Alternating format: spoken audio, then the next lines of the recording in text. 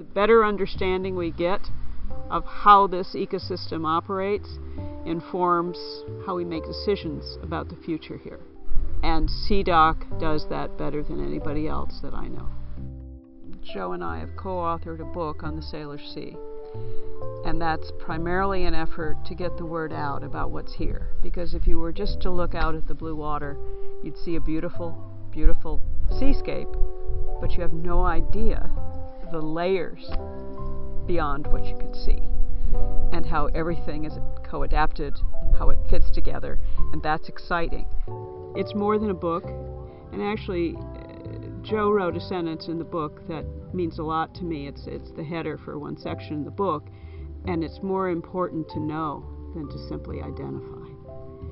And the more you know, once again, is the key to how much you'll care. For the last 18 years, I've run trips on a vintage wooden boat that was actually built for the Friday Harbor Labs. It was the first floating marine lab, really. And it carries that spirit. Total immersion on a floating platform where we look at all aspects of the natural world. And they have been some of the most powerful trips I've ever experienced anywhere, because you're in the embrace of this historic vessel.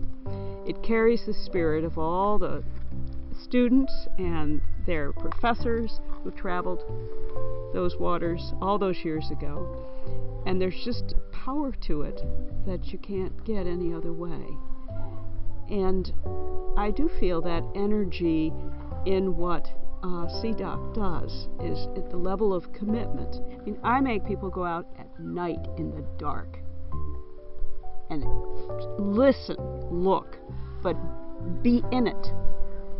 And it doesn't matter what people are interested in. Pretty soon, something they thought they didn't care about. I've had a water lawyer on a river trip on the Yampa River once say, "I didn't know fish could be so fascinating."